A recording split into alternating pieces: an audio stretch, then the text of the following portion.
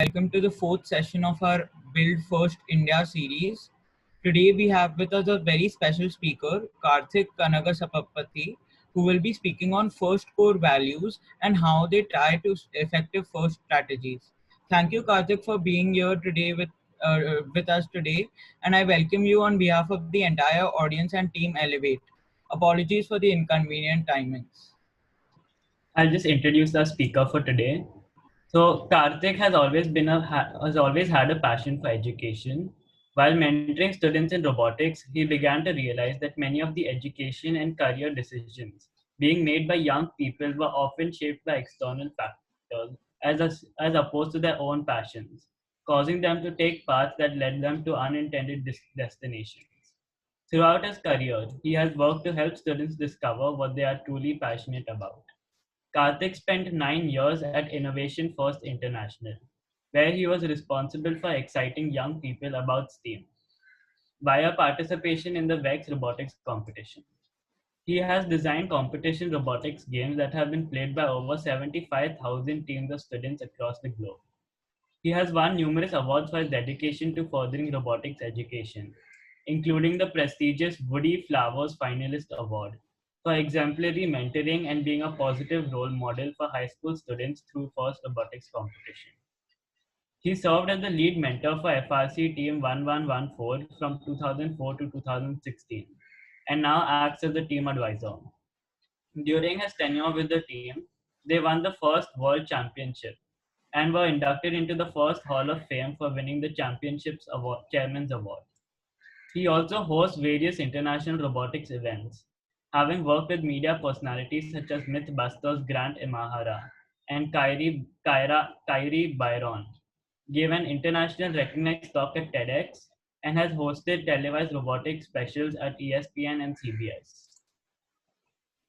So welcome, Karthik, and now I'll hand it over to you to begin with your presentation. Thanks so much, everyone. First of all, thank you to the entire team for having me here. I'm so glad. I'm honored to present here, especially to an audience in India. Living in Canada and the United States for my whole life, but of course, my parents are from Chennai, and so I have a lot of strong feelings for India. So it's very excited to be able to see FIRST growing there, and maybe we can help do a little bit more of that there, because there's so much that's valuable about the FIRST program. I think it's unnatural for India. We see so many countries who've succeeded in FIRST, and when I started in FIRST, I was on the first ever Canadian team to compete in FIRST. So when I started, it was just an American competition, and we went through the same growing pains of trying to get a country established, and there was no reason that this program should have only been for Americans, because the whole joy of FIRST is trying to inspire young people into science and technology, and that knows no borders and knows no boundaries. And when we started what we were doing up in Canada, it was just one team. It was very, very small, but now you look where we are. Canadian teams have won the World Championship, have won the World Chairman's Award, have become some of the most successful teams in all the world, and I'm looking forward to just in a few short years and long-term seeing what Indian teams are going to do on the world stage. I can't wait till we see our first Indian team on Einstein and our first Indian World Chairman's Award winner, because there's nothing stopping you from doing all these things. We know what India is made of. We know what Indians can bring to the world, and I can't wait to see it continue to bring to FIRST, because I know you've already been there. You've been to the World Championship. Your team has won so many awards, Dean's List Awards, Woodie Flowers Awards, so you know you're already on the right track. And we're going to talk about how to keep going with that in FIRST, and also specifically why FIRST matters and why FIRST values really apply to our society at a large today. So let's just jump into my presentation here. Thank you so much for that great introduction. I'm Karthik Kangasabapathy. I've been doing FIRST for 23 years now, which is longer than a lot of you have been alive. That's how long it's been. I started as a high school student, as many of you did in my senior year of high school, way back in the day.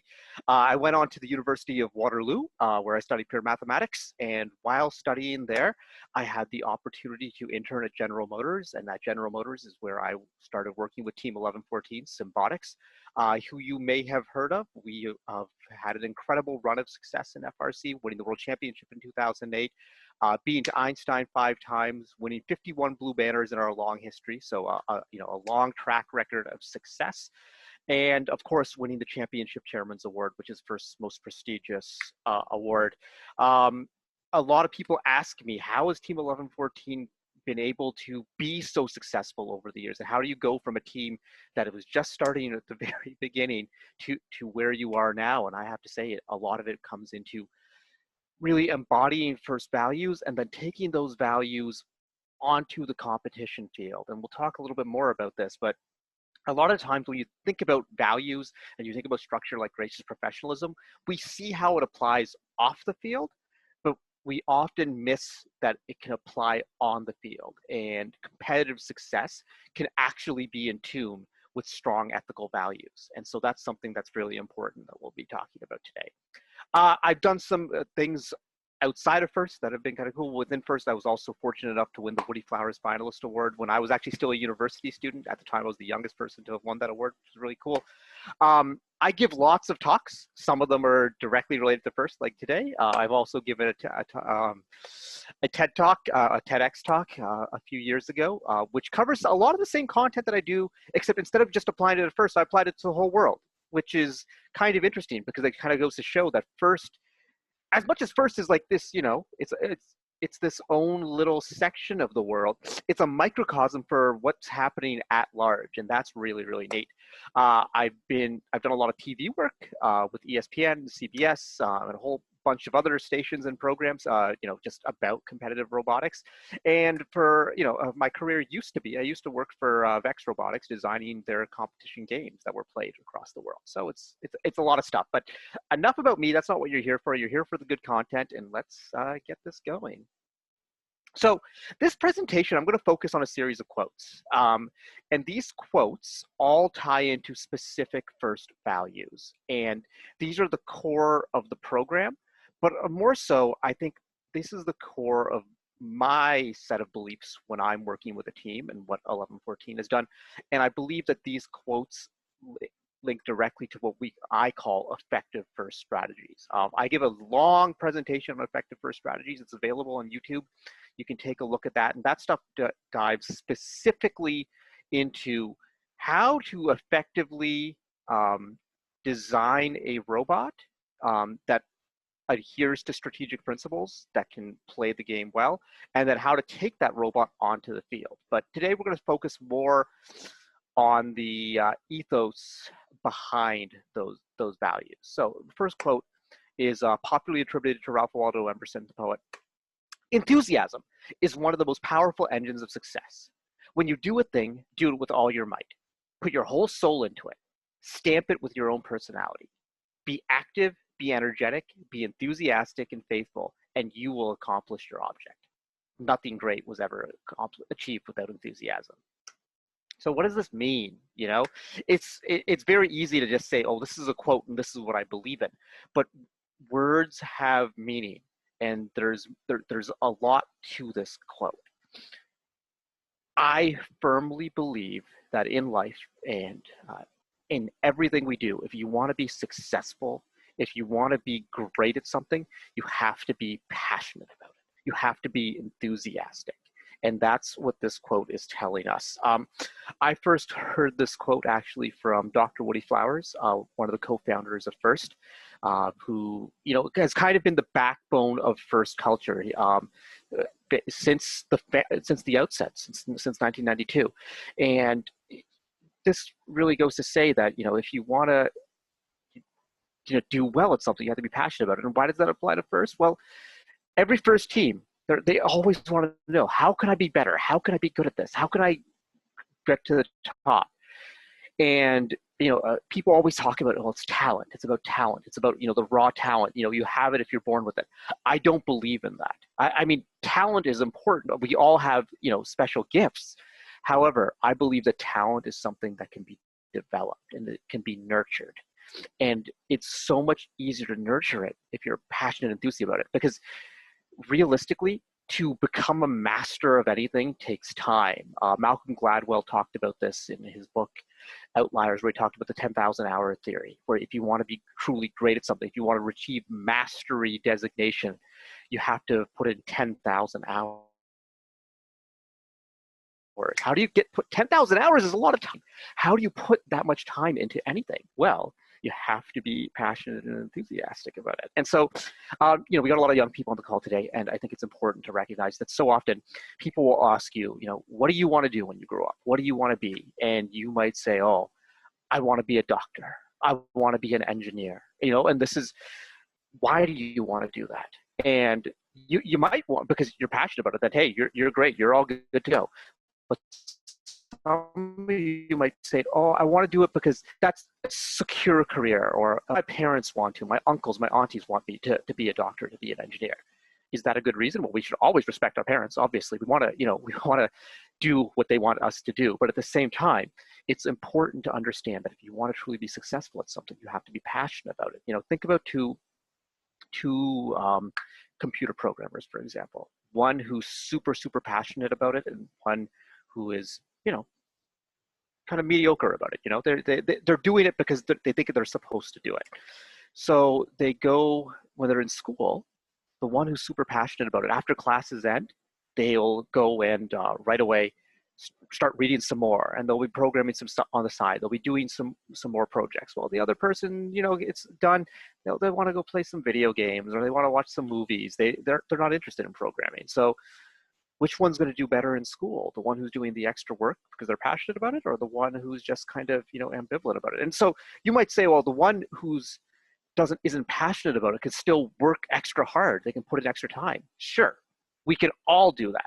However, it's so much easier to put extra time and effort into something if you're passionate about it. I'm here right now. It's 7 a.m. here in Toronto in Canada, but I'm awake and I'm doing this presentation for all of you. Why? Not because I have to or I'm supposed to. This is because I believe in this. I'm passionate about FIRST, and I want to put that time in. I want to put that dedication in. And so I think it's important to remember these lessons. Life is short. We have 168 hours in a week that, every week that we go through. And, when we're working, when we're done school and we're in the work world, we're putting 40 to 50 hours a week into your profession, into your job. Life is too short to be spending that much time on something you're not passionate about. And I hope that all of you are involved with FIRST because you're passionate about it. I hope that, as we help grow FIRST in India and we try and start more teams, we find people who are passionate about this program, who are enthusiastic. And those are the ones who are going to bring glory to themselves, bring glory to their families, and bring glory to India and FIRST. And they're going to showcase what this is all about. So nothing great was ever achieved without enthusiasm. So you need to channel that sort of energy.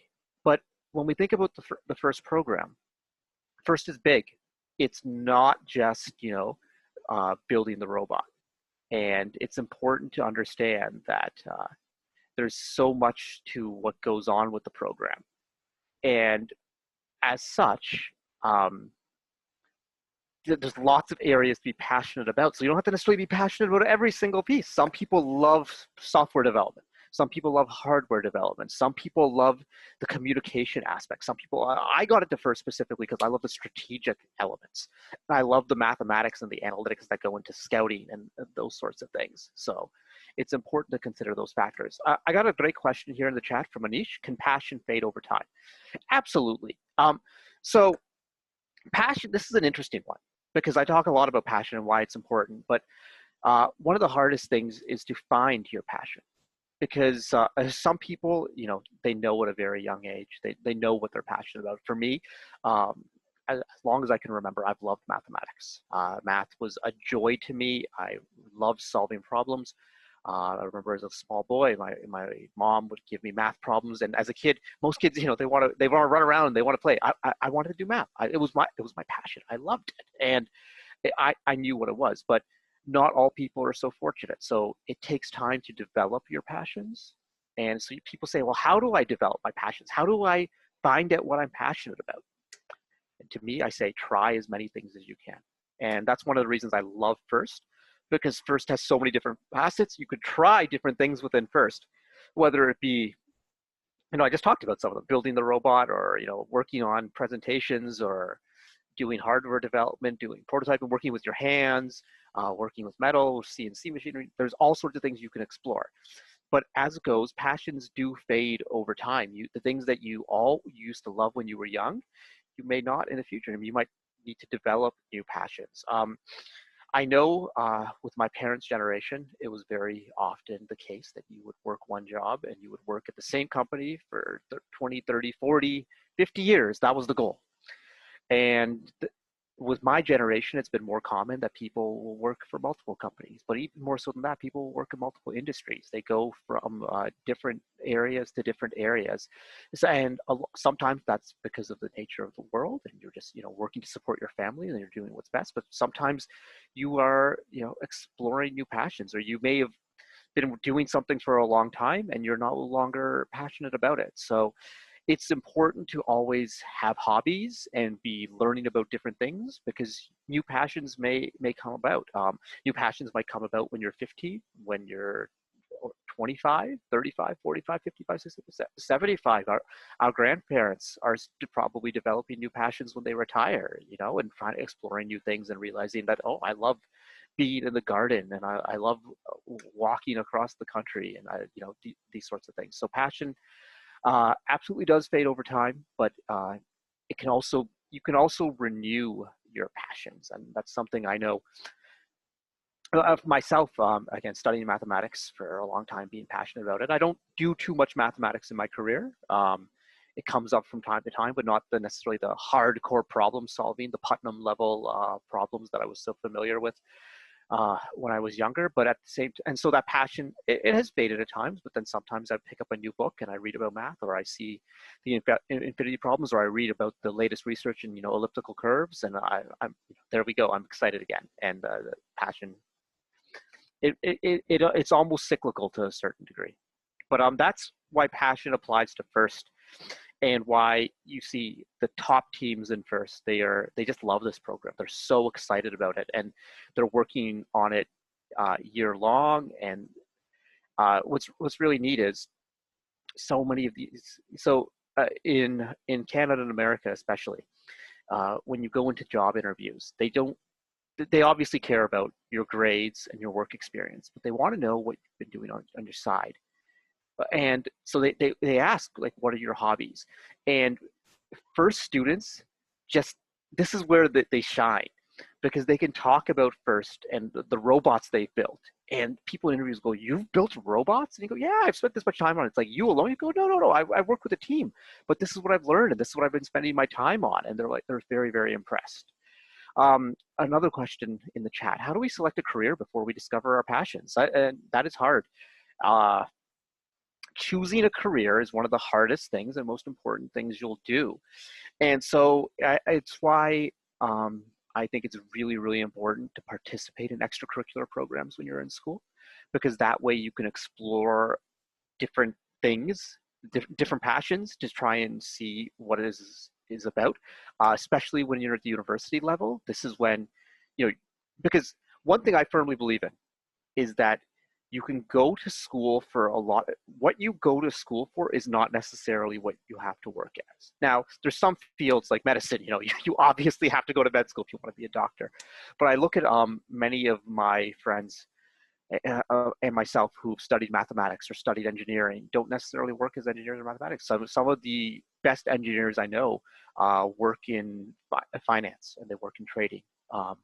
And if you look at all the lawyers I know, so many of them have degrees in engineering or history or music, because they've tried to find passions and they've developed things. So it's about exploration is how you discover your passions. Exploration is the path that takes you to your passions.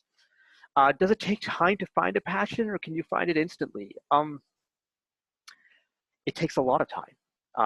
Sometimes you just know. Sometimes you just know if you love something. Think of that feeling the first time you've experienced joy doing something. I'm sure a lot of you as FIRST students experienced it as a child, playing with Legos, and you were just like, you loved building things and you couldn't be pulled away from them. You just wanted to do that. And so sometimes you just know, but other times you do need to explore. You do need to spend some time to try and get excited about something. And so that is the hardest piece of this is discovering what we're passionate about. There's no easy recipe for it. It's not like there's like a 10-step plan to discovering your passions. Like I can give you a 10-step plan to designing an effective FRC robot. I can't necessarily give you one for discovering your passions, but it is, like I said, exploration, and it's a journey, and it's an important one to go on. And what's really cool is by trying lots of different things, and sometimes you might think, oh, I just wasted my time trying that because I'm not passionate about this at all. Every attempt is, first of all, you'll be learning valuable things along the way. And for that reason, it's when you go on a journey, it's never just about the destination. It's about the path we take, and it's about where we meander. It's not about getting from point A to point B. It's everything we see in between, and that's where passions come in. The belief is that over 2 billion jobs as we know them will cease to exist over the next decade by 2030. How do we plan our passions and careers while keeping this in mind? That's a sobering truth. Artificial intelligence is changing the game. That's changing the landscape. A century ago, 2 centuries ago rather, the Industrial Revolution took place. And that was a major change in terms of careers for everyone, where almost everywhere across the globe, agriculture was, and doing repetitive tasks very slowly was a big thing. The Industrial Revolution changed everything. It changed the whole flight of everything. And then we look, before I started my career, when the emergence of the internet came into place, lots of jobs changed. And now artificial intelligence, so many of the things that we take for granted are going to be done by computing. And they're going to be done automatically. Things that before that we thought could never be done automatically, like journalism, literature. Our AI can now write books. It's not there just yet, but by 2030, certainly. And they can dispense legal and medical advice. And it's scary because there's a lot of development. There's a whole bunch. I've given talks on the ethics of artificial intelligence. That's a whole other thing. But the world is changing, and that's why it's important to explore your passions, and it's important to always stay on the cutting edge, and it's important to consider what the world is going to look like in 2030, and for you as young people, 2040, 2050, to try and be ahead of the curve. And our society is going to, as things change, things like artificial intelligence and automation are going to eliminate a lot of things that are repetitive tasks. So it's important to try and exercise the creative side of your brain and make sure that you have the basic skills that are going to be important no matter what. And to me, the number one skill is to have the ability to solve problems.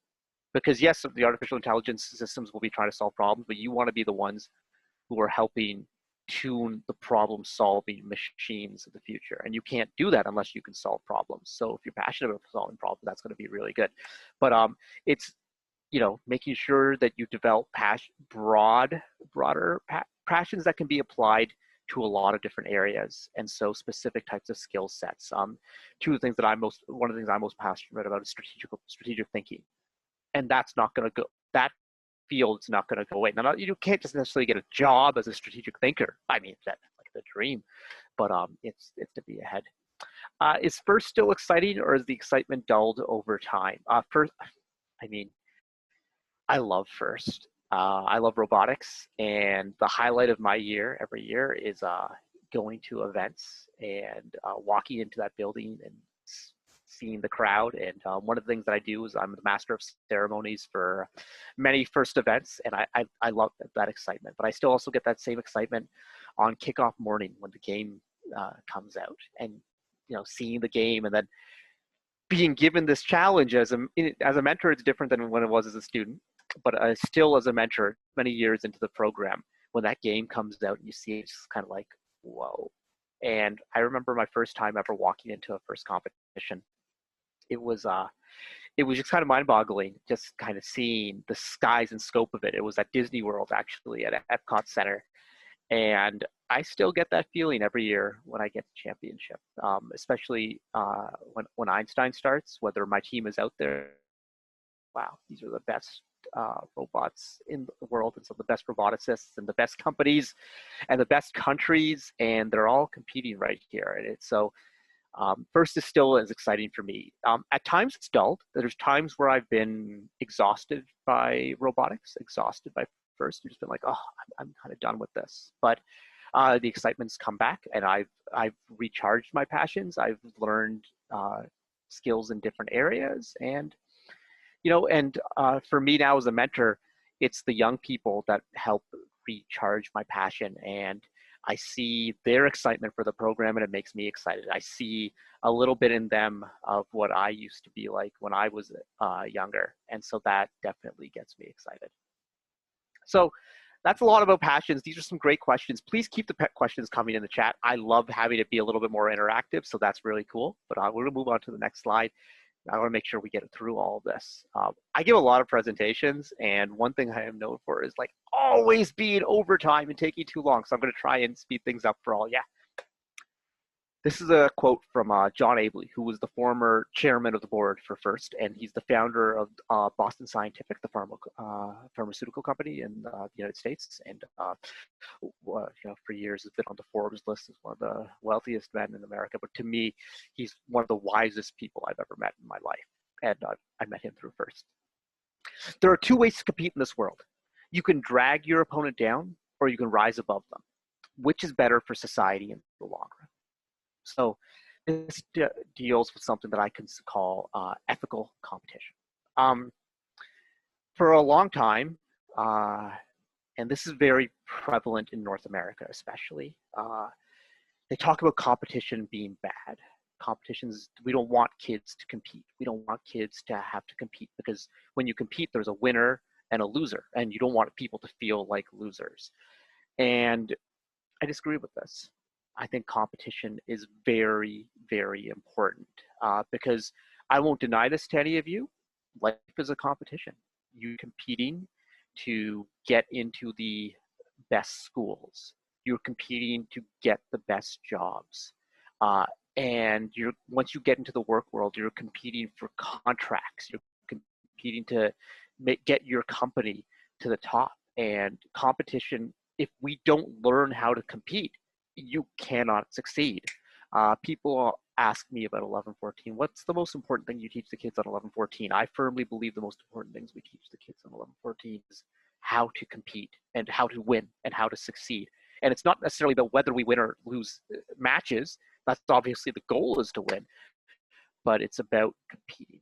Now, that being said, competition, when you look at it through the traditional capitalist framework, has negative angles, because it often, people view it as a zero-sum game. I win, you lose.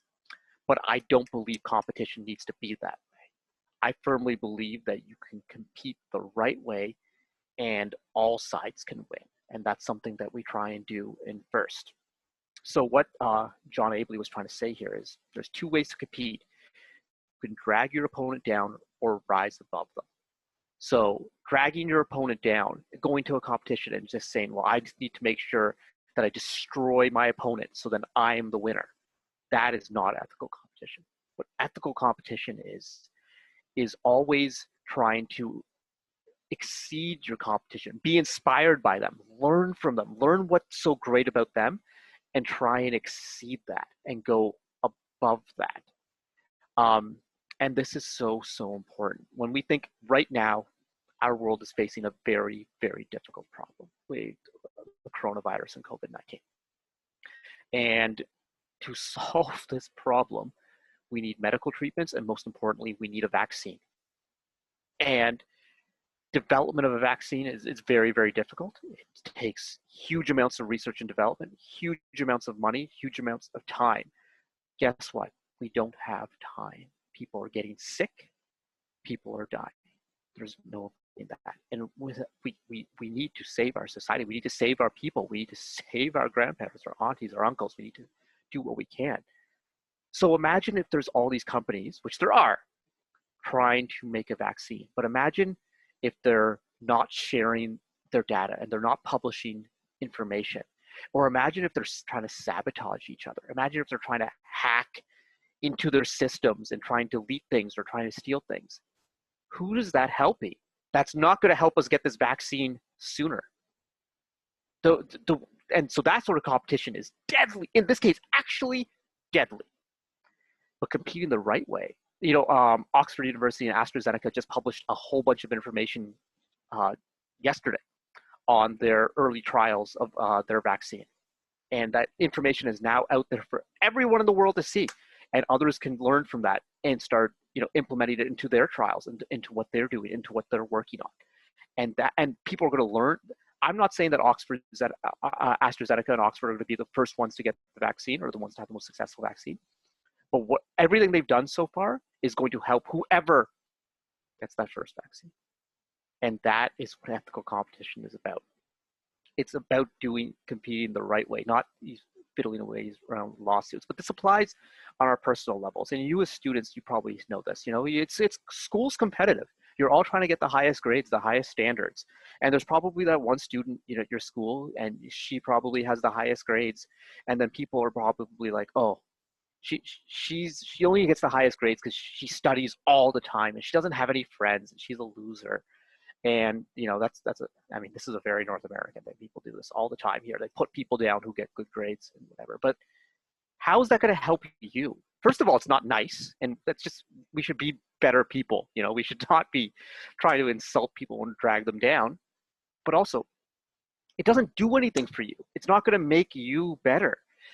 The way to be is to look at that person who's doing so well in school and ask him, how did you get such good grades? Or ask her, hey, can you help me with my studies a bit? Can we study together? And then, working together, but, and where your goal is to try and beat that.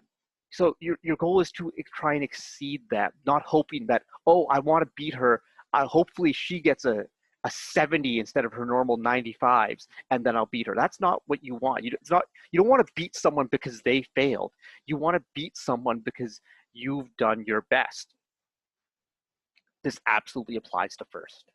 And when we go to FIRST competitions, of course we want to try and win. We want our teams to win. That's what it's about. But you want to win by exceeding your opponents. You don't want to win because your opponent's robot broke down. That happens, and that's part of matches. And if you do win because of that, you'll be humble about it. But you're not rooting for those sorts of things, and you're never trying to sabotage your opponents in FIRST. We would never do anything like that. It's unethical. It's wrong.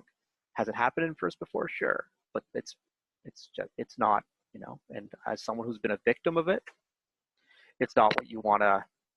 I see. It's not what we ever want to happen.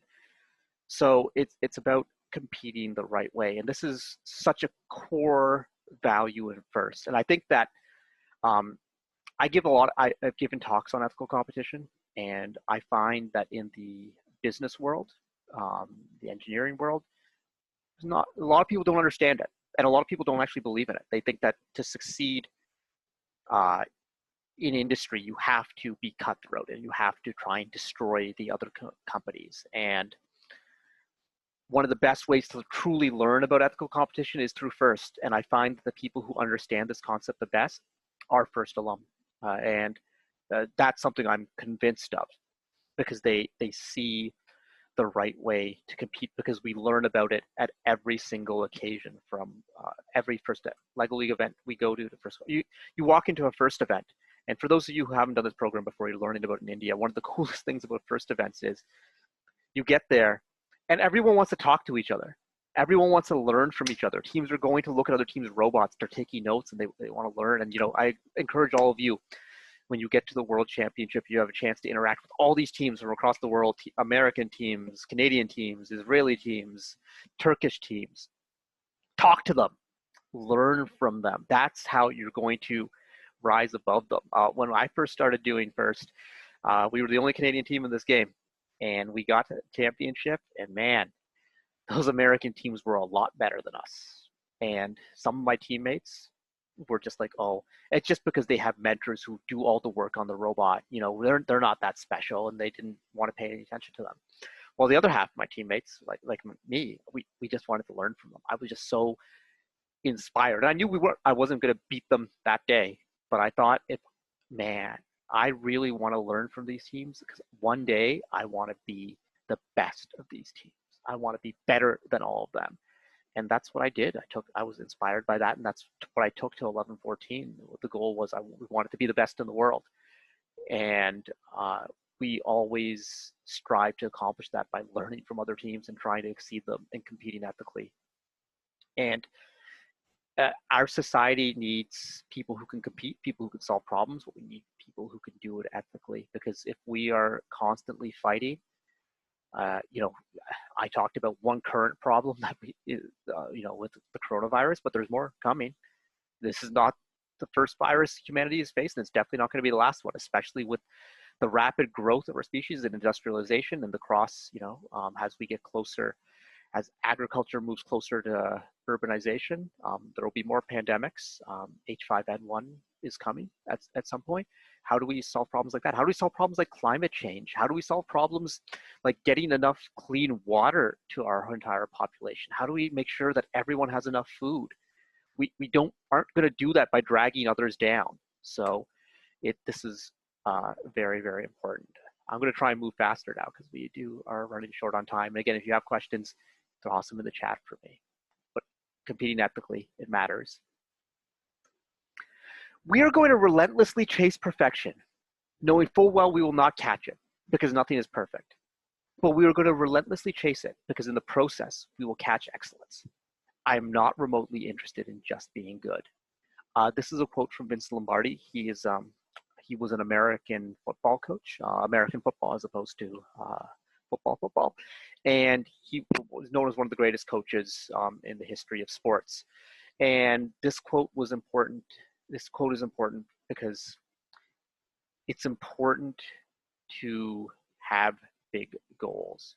And it's important to strive for the top. Now, perfection is dangerous because in this world, nothing is perfect.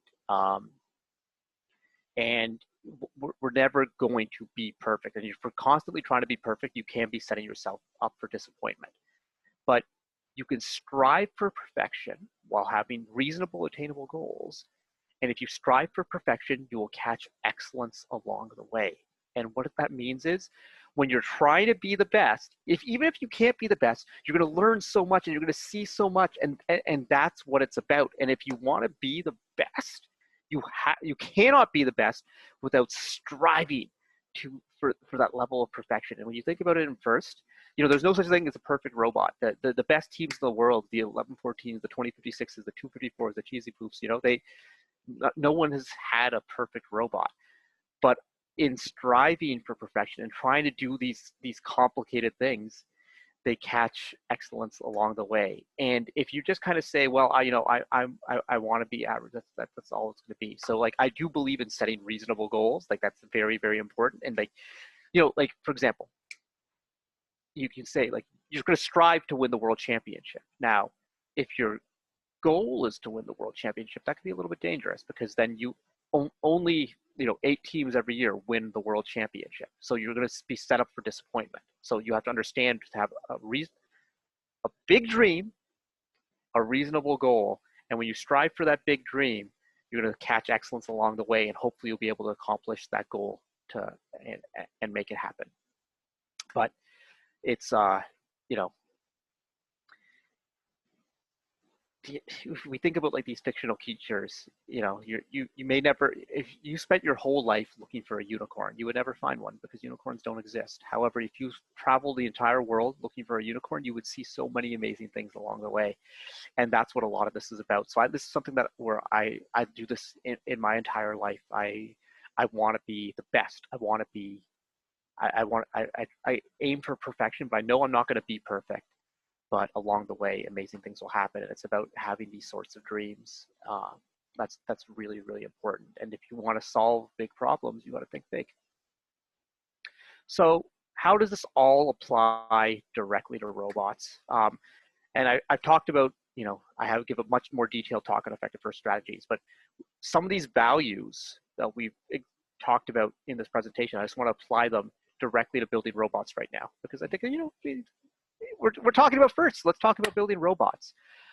So there's two important rules that I think every first team, whether they be first LEGO League, first Tech Challenge, or first robotics competition, need to adhere to. And this applies not just in first, but within any project you're working on. Number one is always build within your team's limits.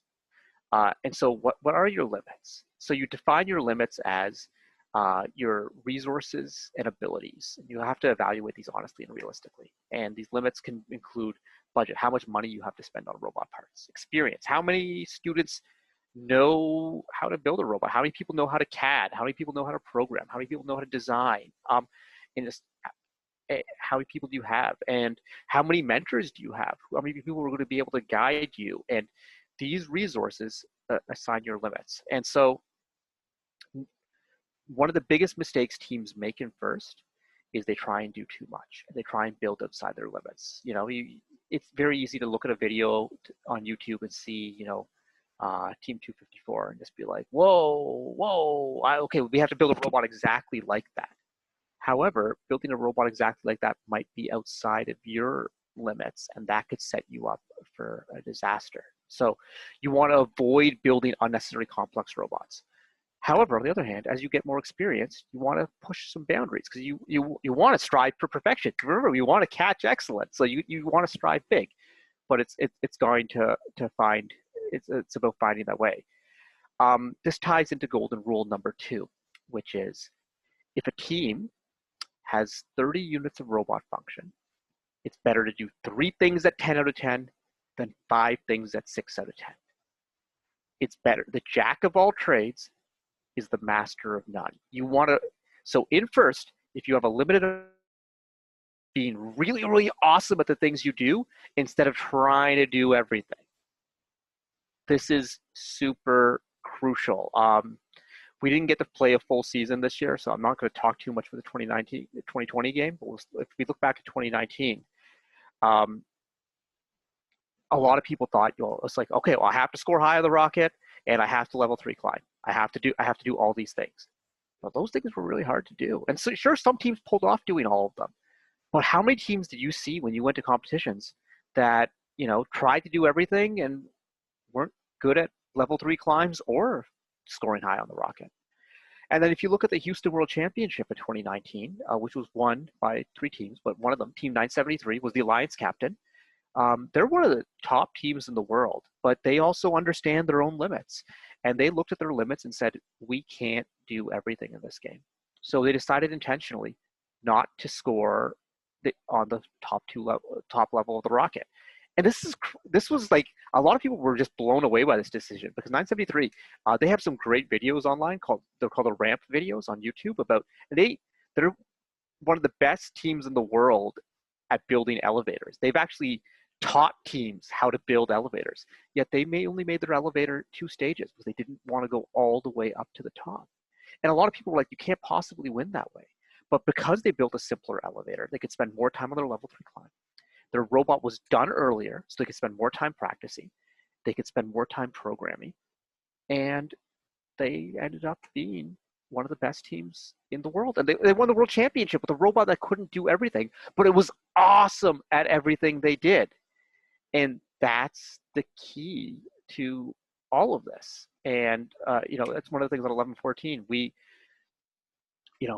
strive big, and when we do something, we go all the way, and we build some complicated things, but we do try and simplify to allow us to do our 10 out of 10 functions. If you look at our 2019 robot, which was one of the best in the world, our number 1 priority was our level 3 climb, and we wanted to be the fastest in the world, which it was. But to do that, we gave up a lot of other things, and we definitely talked about it would be really valuable to be able to score forwards and backwards like a lot of teams, but we're just like, we can't do that and put in the amount of time and resources to make our level 3 climb as fast as we want it to be. So we had to pick, and we picked the level 3 climb. Would scoring in both directions have benefited us? Yes, absolutely would have.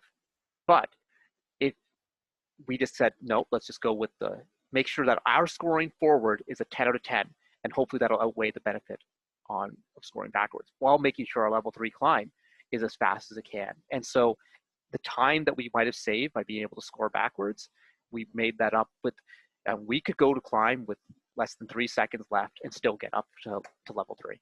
And that's about, setting limits and knowing what you can and cannot do, and then following the golden rules of just trying to be perfect at things. And now this golden rule is difficult, and it's so important because it applies in life. In our life, we can't possibly do everything. You may want to study, you may want to try and do a double major in university, study engineering and medicine. Some people could pull it off, but most people cannot, and they wouldn't do as well, if you're trying to do both. But if you just focus on one thing, you can do so much better. But in school, usually we don't have this option. It's not like you're writing a test and then you can tell your teacher, like they'll be like, well, why didn't you answer those questions 6 and 7? It's like, oh, I wanted to focus on questions 1 through 5 and make sure I got those perfect, so I ignored questions 6 and 7. The teacher would look at you and go, no, that's not what you do. You can't, you have to do everything. But in first, you don't have to do everything. So a couple questions in chat on this topic. What happens when you exceed those limits? If you have, I guess this, this question could be, can be interpreted in 2 different ways. If you exceed your limits on the, okay, how could I put this? On one hand, exceeding your limits, some people think of that as like, my limits have grown, and that's great. As your limits grow in first, then you should try and expand and try and do more with your robots. I'm not saying, what a rookie team should try and do is very different than what a team with, everyone who's been in the program for 4 years. And so in that way, on the other side is where you've set limits for, okay, this is my robot functions, and you've set limits that exceed what you can actually do. So you've built a robot and you're getting ready for competition, and all of a sudden you realize, oh no, like our intake, like I'm not explaining this well right now because I'm trying to think of a better example, but here's the best one. This year you're like, okay, our shooter's not working properly and our control panel mechanism's not working properly. We've exceeded our limits. What can we do? Well, right away, I talk about this in the strategic design process. You look at your priority list and you realize, okay, the control panel is not as important. We're going to ditch this for this event and focus on our shooter. And so by ditching the control panel mechanism, I just gained 5 pounds of stuff that can be used to add some extra inertia to our shooter wheels, which will help with that. And so you ditch one system to improve another system. This comes up all the time in first. Not necessarily because you self-evaluate, but oh, that's not good enough, but you run into the weight limit. And the weight limit is part of this, where you only have 120 pounds to spend. So you're better, instead of trying to spend 120 pounds on 10 different things, if you spend it on 5 different things, you can make those things much stronger and much better. So some more questions that we have here. How can one estimate their abilities realistically without having too much prior experience? Well, number one, if you don't have much prior experience, that means estimate low on what you should try and do. It's always better to estimate a little bit low here. And so the other thing is to look at past robots and kind of see, all right, do I understand this? Could we build this? Could we build this? And sometimes the answer is going to be nope. Sometimes the answer is going to be maybe, and sometimes the answer is going to be oh for sure. And you want to be working on more of those oh for sure's. So that one's important to look at that way. I'm going to come to all these questions that I have in chat. Don't worry about that. But I just want to get to the final quote. Limits, like fears, are often just an illusion. And this is a quote from Michael Jordan, the basketball player, best basketball player of all time, and someone who has embodied this, the striving for excellence, because there was nothing Michael Jordan loved more than winning and competing. But he always competed the right way. He was an intensely ethical person, would never cheat. But he understood that often, when we talk about limits, set your own limits, because other people will try and tell you what you can and cannot do. They will try and say, oh, you could never be an engineer, or you could never be a doctor. And what do they know about you? You know yourself the best, and you know what you're capable of. And the limits that other people set for you, like fears, are often just an illusion. So if you are passionate about something and you're going to compete ethically the right way, and you're going to strive for excellence, the limits that other people define for you will not define you, because you can do what you believe in. Now, it's not easy. If you have a goal, you're going to have to be passionate about it. You're going to have to put lots and lots of time into it. But the limits that other people set for you may not be true. So remember that. Thank you. I'm just going to blaze through some questions right now. I love answering questions. What would you say is the best way to market first and develop and grow your own team technically and non-technically? So one of the coolest things is when I started doing first, there wasn't much information out there, and there weren't even alliances in FRC, so teams were a little bit shy about sharing information. But because so many first teams are ethical competitors, now they share everything they do with everyone, and it's all out there on the internet. So go to teams' websites and read the documents they put together. Watch the videos. Myself and 1114 have a whole series of videos on YouTube. Take a look at those. Take a look at, like, if you want to be like the best teams in the world, they share everything. Team 254 publishes their robot code every year. 1114 publishes our robot CAD every year. There's great presentations on this. Soak it up. Learn from others. When you go to events, you're there to compete, but you should also be there to learn from these other teams. Talk to people. If you have a question about a robot or a question about something, email someone. How did I end up here today? Your mentor sent 1114 a message and said, hey, do you have anyone who can present for this? And then I said, yeah, I could do it. It's just asking to learn about that knowledge, but so you're going to grow on the work of others, and that's really important.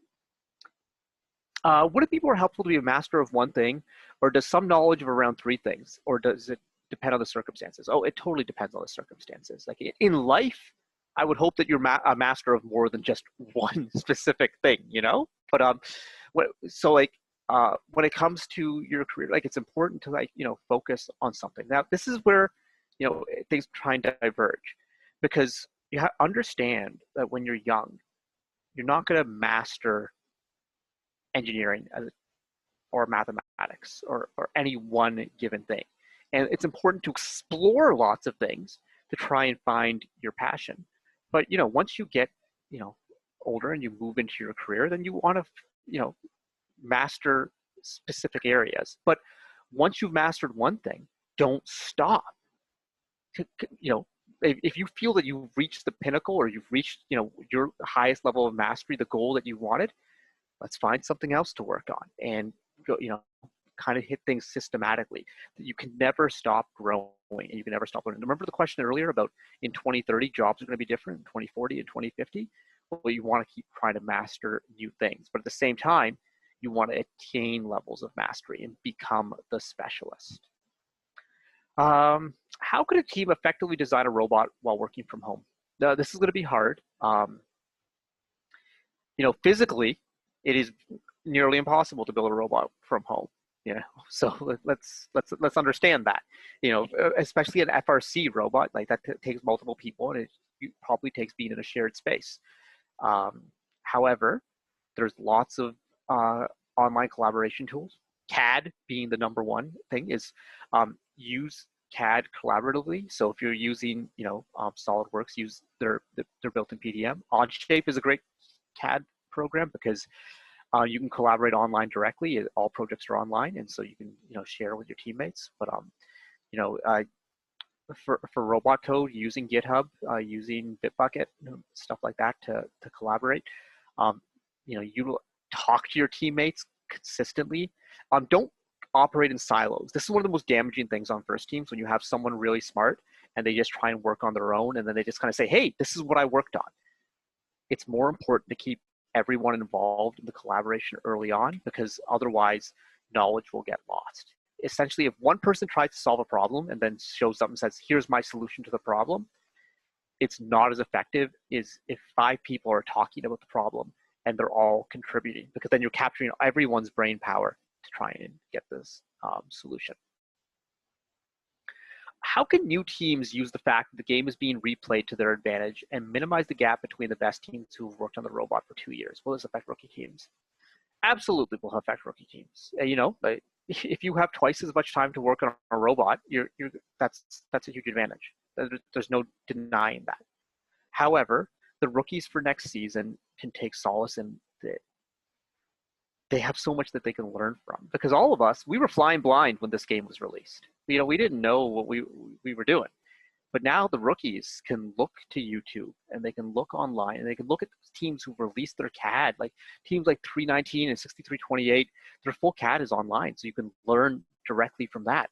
The one piece of advice for any rookie would be to look at the EveryBot by Team 118, which is their basic entry-level robot for teams, and to learn from that. And I would recommend that every rookie team, that's their starting point. They look at that EveryBot, and if they feel that everything else is too complicated, build the EveryBot in their first year. It's inexpensive, and it's very competitive and successful. Can you speak about strategies a team should follow to come close to achieving some of your favorite first awards? Yes.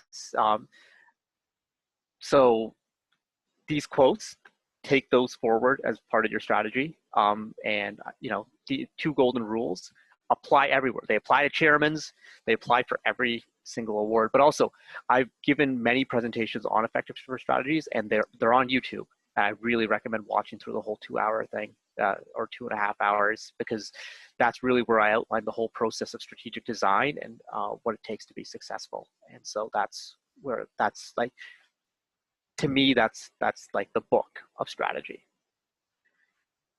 After being involved in FIRST for so many years, would you like to say that you still have something to learn? I have so much to learn. For example, I'm not a mechanical engineer. So when I started doing FIRST, like, I knew nothing. Like, I was not a person who, and I'm terrible working with my hands. Like, I'm not, so I struggled to understand the mechanical world of FIRST. And I figured it out, like, in terms of knowing enough mechanical stuff to apply strategies and be useful in that way. However, I'm not a cadder. I don't know how to, but I still want to learn. And there's so many things. I do have some background in software development. However, I don't typically write code for robot teams, but I know enough to follow along. But I'm still always learning about what's new, learning about new vision systems. Machine learning is something that I'm, learning about on a high level. And it's about figuring things out, and, like, looking at the top teams to see what control elements that they've been implementing in terms of vision systems. So there's no one in this program who's a master of everything. There's some people who have mastered a lot. You look at like someone like Tyler Holtzman from Team 2056, who I would argue is one of the best programmers in FIRST and one of the best mechanical designers in FIRST. So that's like a lot of mastery. And there's some people who are close to having nothing to learn, but there's so much to be learned. And also, I learned a lot working with young people, because I learned from their passion, and then there are new ways of looking at things and seeing how the younger generation solve problems. So there's a lot. How should teams build their skills in areas where hands-on application is absolutely necessary for learning, such as electrical? Well, I mean, hands-on learning is some of the best learning you're ever going to do.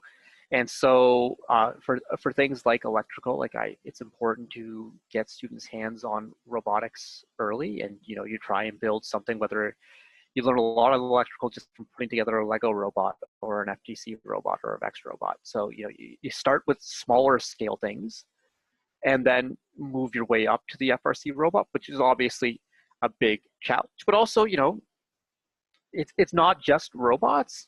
Take a look at mechanical systems in your home. Take a look at electrical systems in your home, and try and learn from some of that. There's a lot of awareness about students in FIRST, but how to build awareness for mentors and to bring more mentors for these FIRST teams. So as mentors who gone into engineering, like because they're passionate about building things. The sad thing about being an engineer is most engineers don't actually build or design things. They do, a lot of small scale engineering where they're trying to solve a very, very specific problem, one tiny, tiny area, one tiny, tiny thing. And so, show them the robots you're working on, show them the videos on YouTube and be like, you can help us with this. And for people who are passionate about engineering, they're going to be super excited to want to take part in this. And if you tell, a bunch of, young, 20 something engineers who have done school, they just started working their careers, hey, I need someone to help me build this robot and help teach us. And it's like, I can play with robots. They're going to be into it. Think about how many of your parents are engineers. When you tell them about first and you tell them what you're working on, they're like, oh yeah, they're always giving you ideas, giving you suggestions. That's what mentors do. So show them the excitement of the program and that they can be hands-on with this program. Because one of the things about FIRST is mentors can be hands-on. They can work right beside the students, and that's really important. I think we're right at 8 o'clock right now, or 5:30 for you. So I'm going to take one final question here. How did FIRST core values help you in college and ahead in life? The FIRST changed my life completely. And I know ethical competition is especially the one that's changed me, because I think I see the world differently than I would have before. And I know it's not a fight always to be at the top, and so I'm constantly trying to learn from other people. And because of that, I think I've gotten really far, because I've constantly tried to adapt and grow. And I've been really fortunate. Since I was a small child, I've grown up around brilliant people. I had the fortune of going to some of the best schools, and my friends always challenged me, and that core value of FIRST, but even before I knew about it in FIRST, like I always wanted to learn from them and try and exceed them, and that has really, really helped me. And just the concept of being a gracious professional is something that I really believe in, and I believe in treating people the way that I would like to be treated. And I think that people have come to value that in me. And I think that I've been lucky in that way, and that my sense of ethics and sense of values has helped me end up in a lot of really good places. And so these values really do matter, because, when people are hiring and people are looking for people to work with, they want to work with people who are gracious professionals. They don't want to work with jerks. And so I think that value, through understanding how important gracious professionalism was, and having, Dr. Woodie Flowers as a mentor in that way, has really, affected me. So thank you, everyone. Thank you for allowing me to present. And that's all I have for everyone right now. So I'm going to toss it back to my wonderful hosts here, Ariane and Bayun. What did you think of the presentation, folks? Yeah, it was absolutely great. Thank you, Karthik. Yeah, we enjoyed it a lot, and you gave a lot of key takeaways that will help us surely. So yeah, I would like to thank you on behalf of the entire audience and team Elevate to come and give such an insightful talk and adjusting to the timings as well. Your expertise and experience and this amazing presentation will surely help us build First India, which is eventually our goal. And we are honored to have you here on this series. Well, I was honored to be here, and here's what I want to see. Here's what I want to see from Team Elevate. First of all, I want to see your team to continue succeeding. I want to see you whenever there's another FIRST championship in Houston. I want to see you there. I want to see you there. I want to come, meet all of you in person. I want to see your team eventually get to Einstein. I want to see World Championship, World Chairman's Awards, do the same thing that I was able to do in Canada. But more so, I cannot wait for the day when there is an India FRC event. And hopefully, if the timing is right, I can come out to that event. I can be there. It would, as an Indian living in North America, it would mean so much to me to see that event happen. And you know what? There are so many Indians here, in the Toronto area in Canada. Like, if you look at some of the top teams in Canada, there are almost like, you look at the team like 1241, Theory 6, 80% of their team is South Asian. And we would all be so excited. And some of these teams from Canada would want to come to that event. It would bring us so much pride to make that happen. So I can't wait to see how FIRST is going to grow in India. And it's very, very exciting. So good luck to all of you in that. Yeah, so thank you for attending, everyone. And this is the end of today's talk. Please join in tomorrow as well. Thank you, Karthik.